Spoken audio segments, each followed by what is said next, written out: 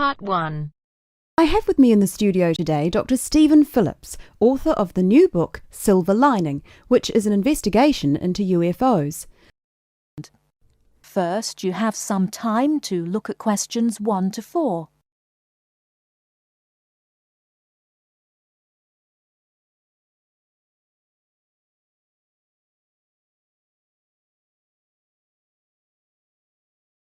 Listen carefully and answer questions 1 to 4. Good afternoon. I have with me in the studio today Dr. Stephen Phillips, author of the new book Silver Lining, which is an investigation into UFOs. Now, Dr. Phillips, can you tell us a little about your book? Yes, certainly. Over the last 12 years, I've become increasingly interested in the subject of UFOs, and this book is a compilation of all the sightings that I've heard about, together with evidence. You see, so many people are convinced that there is life on other planets that I thought I would do some research myself. And what did you find? Are we alone in the universe? You sound skeptical. Well, you'll have to buy the book to find out my personal conclusion, but I can tell you this. There are a lot of sightings in a number of different countries, and the surprising fact that I have found is that despite never having met each other, a great number of these witnesses describe an almost identical object. Now, I realize that television and the media has given us all a mental picture of a UFO, a silver ship with bright lights that moves at very high speed. What interested me was that in all the eyewitness accounts I heard, people gave very precise and detailed descriptions that varied only slightly. Reports from America, Europe, even Asia, all share a significant number of similarities. Interesting. Tell me, have you been able to see any evidence yourself? Well, no. My aim in writing this book was not really to present my own opinion, but to gather all the information available and collate it into a kind of reference guide. Personally, I don't have anything much to add apart from the conclusions that I've drawn from the accounts I've heard. I understand that there is a strong body of opinion that claims there is hard evidence that is being suppressed by the American government. Could you comment on that?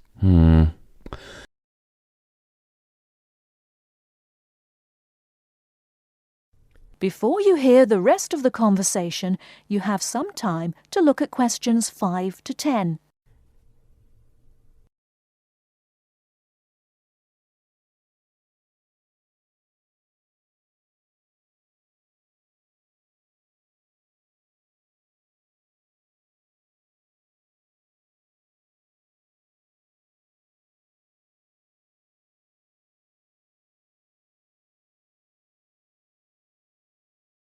Now listen and answer questions 5 to 10.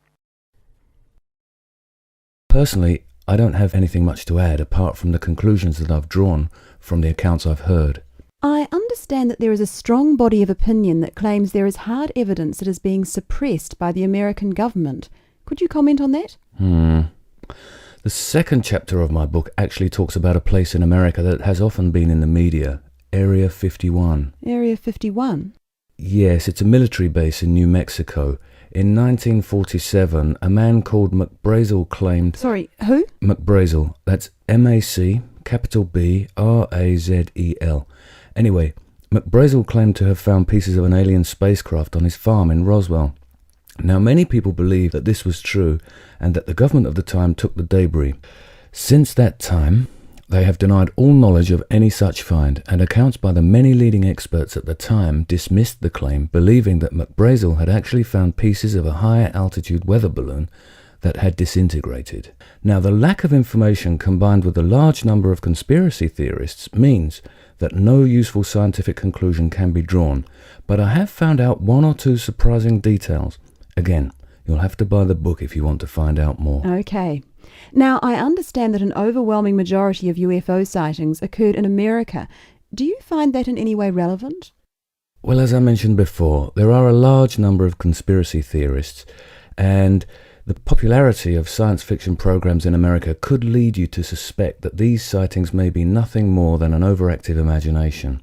However, I have found that there are a number of other factors that determine UFO sightings. In Northern Europe, the number of reports is very low, whereas in Southern Europe, where there is more open space, less light pollution, and generally clearer skies, the number of sightings increases. Now, when you consider the vast open areas of America, particularly around New Mexico, there is an argument that UFOs are simply easier to see in certain geographical and climatic situations. Well, I've never thought of that. If I could ask you one final question, Dr. Phillips, what about alien abduction? Well, I don't really cover that in my book. You see, I was looking to present facts from which people could draw their own conclusions. With these reported abductions, I've found them to be very unreliable. Well, thank you very much for your time. Before we finish, I'd just like to add that Silver Lining is available at all leading bookstores, priced at £19.99. Until next week, goodbye. That is the end of part 1. You now have half a minute to check your answers.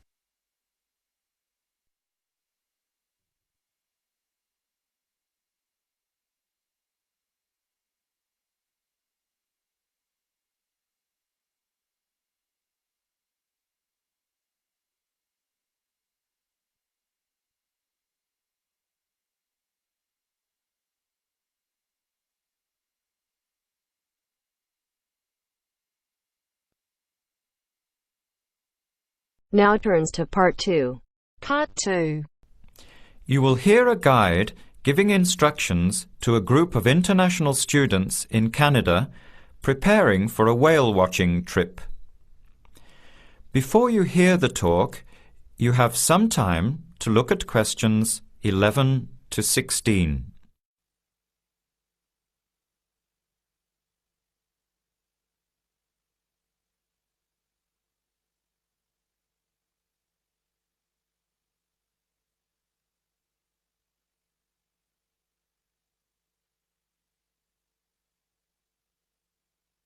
Now listen carefully to the first part of the talk and answer questions 11 to 16.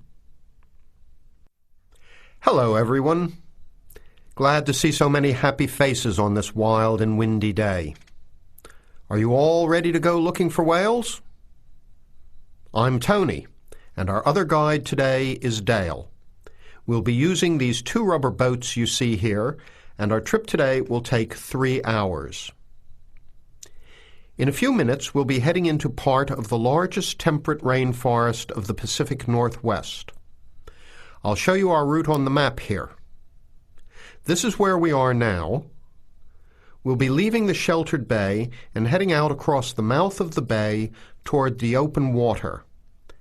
As you know, last night there were strong winds in the area, so we can't go out into the ocean as we had planned. Near the mouth, the water will be quite rough. That's where we are most likely to spot orcas, or killer whales as they are also called. After crossing the mouth of the bay, we'll enter the calmer, shallower waters. This is where you look for gray whales. Then we will continue up this narrow inlet close to the shore. You will have a great view of giant fir and cedar trees that have never been logged. Here is the place to watch for wildlife. You are likely to see bears along the shore and eagles in the sky overhead. Right at the back of the inlet here are the hot springs where we will be stopping for an hour. You can have a soothing soak in bubbling hot water before the return trip. I'll tell you a little bit about the whales now, because with the noise of the wind and the engine, you won't be able to hear much out there. As we head out in the boat, we will probably see dolphins first.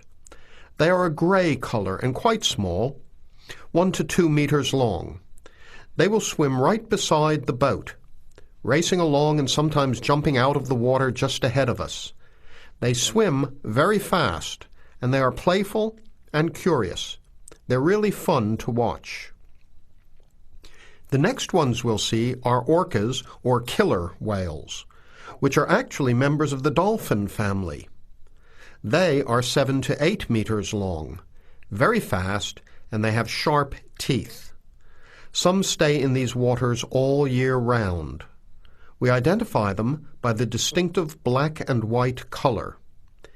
They feed mainly on salmon in these waters, but the orca diet can include seabirds, seals, dolphins, and other mammals.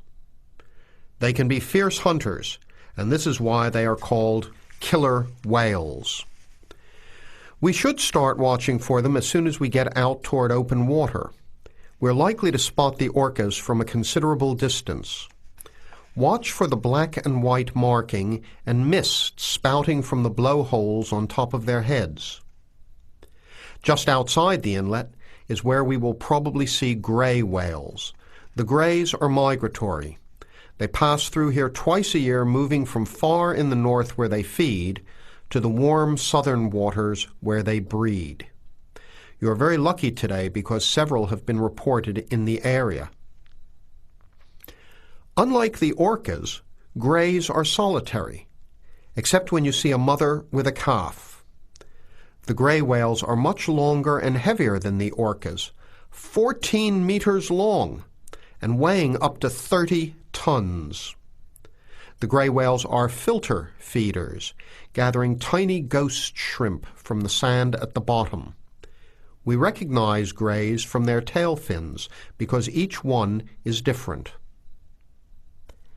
Once we find the whales, we'll come up as close as we can safely.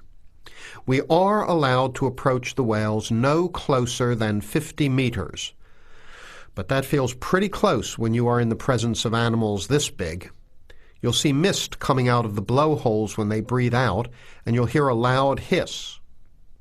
If we are downwind, we might even be able to smell them, a strong, fishy smell. Before the talk continues, you have some time to look at questions 17 to 20.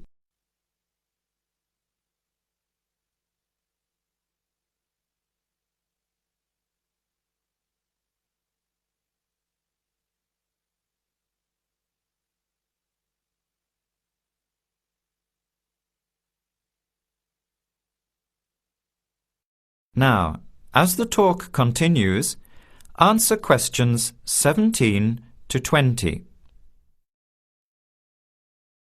Now, for just a few words of caution. It will be quite bouncy out there, especially in the front of the boat. If you want a smoother ride, stay in the middle of the boat, close to the engine. Hold on to the ropes and keep an eye on any big waves. Be alert so you don't get thrown out of the boat. In case of an emergency, you are all wearing survival suits. They'll keep you warm and dry in or out of the water. They are bright orange for visibility. The water temperature is around 8 degrees. Without these suits, you would only last a few minutes in this cold water. With these suits, your survival time is increased dramatically. They will keep you upright in the water even if you can't swim. But we don't expect anybody to end up in the water, so don't worry. Now, are there any questions? I'm afraid of getting seasick. Right. I was just coming to that. If you think you might get seasick, take one of these patches and put it on your arm at the wrist, like this. It works on pressure points of the body and will relieve seasickness without the drowsiness you can get from pills. Are there any other questions? All right then, let's start loading up the boats. We leave in 5 minutes. That is the end of part 2. You now have half a minute to check your answers.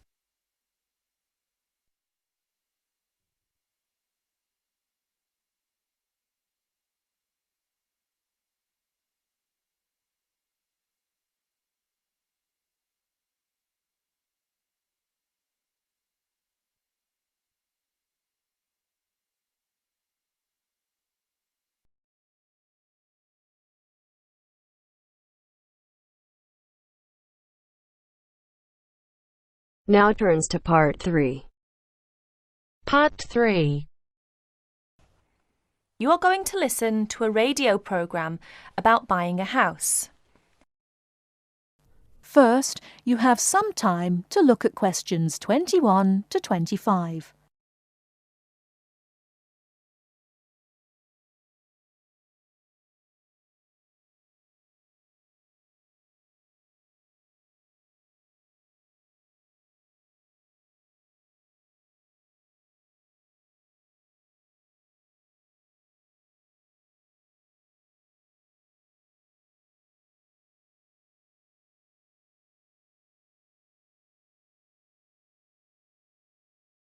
Now listen carefully and answer questions 21 to 25.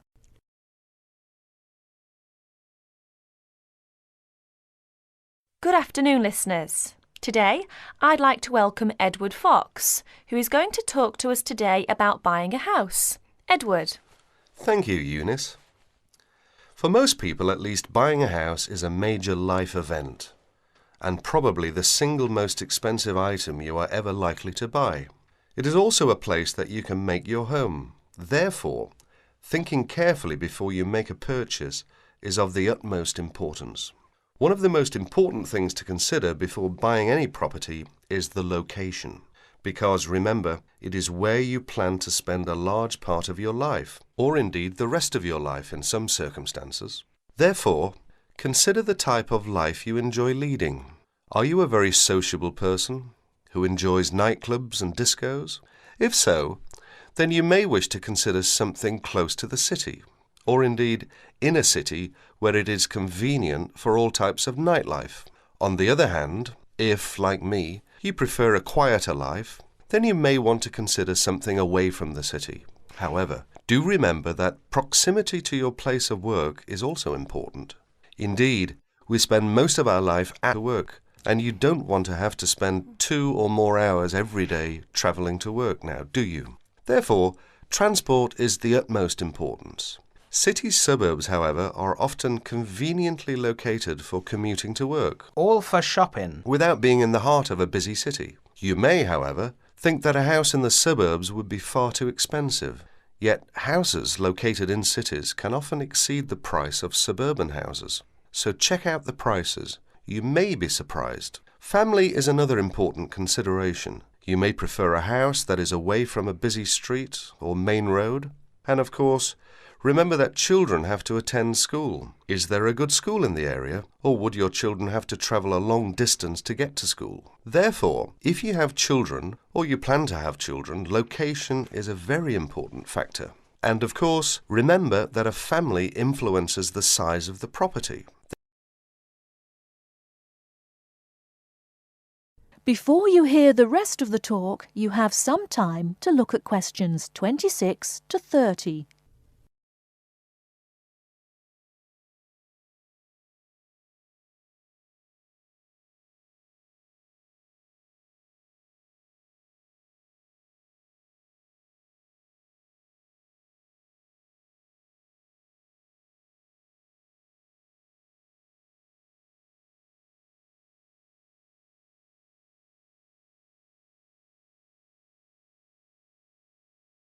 Now listen and answer questions 26 to 30. And of course, remember that a family influences the size of the property. There are, of course, various types of houses. There are detached houses which stand alone and are not joined by to another building. Then there are semi-detached houses, which, incidentally, are the most common, and for good reason.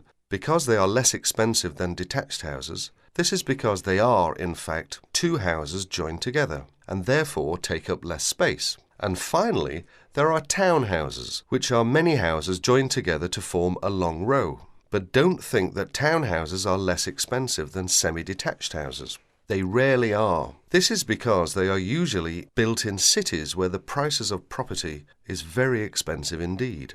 The age of property is another consideration. If you're considering buying an old house, beware. You may be faced with expensive repairs and renovation bills. So have the house thoroughly checked by a professional surveyor before you decide to buy. But then again, there are things you can look for yourself. Things such as the condition of the woodwork, especially doors and windows that can be expensive to replace. More importantly, make sure all the fixtures and fittings, things such as cupboards, sinks, taps, bathtubs, are all in good working order, because replacing kitchens and bathrooms can be a very costly business. And don't forget the garden. If the property has one, if you enjoy gardening, then fine. But if you don't enjoy gardening, then you may prefer a small garden as opposed to a big one. But even if you do enjoy gardening, it is important to remember that gardens take up a lot of your time. So keeping a garden in good order may be very difficult if you work long hours. One final thing is the general feel of the place. Does it have a good atmosphere? And most importantly of all, would you feel comfortable living there? Thank you, Edward. But I'm afraid that's all we have time for today. But I'll be back next Wednesday when my guest speaker will be talking about buying a computer. So until then, bye for now.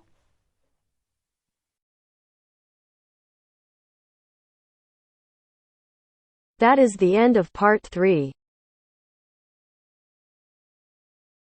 You now have half a minute to check your answers.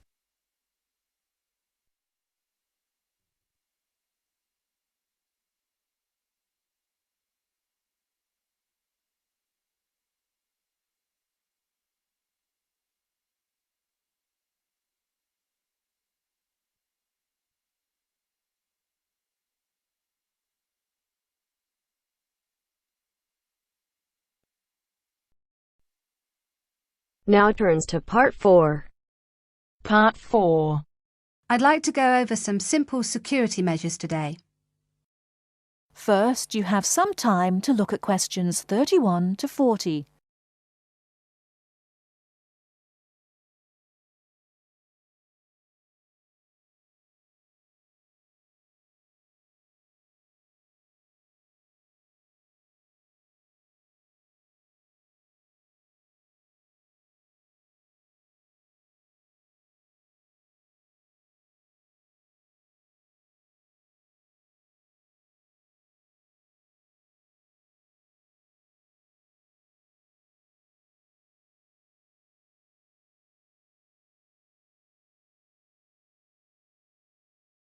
Now listen carefully and answer questions 31 to 40. Hello everyone. I'd like to go over some simple security measures today.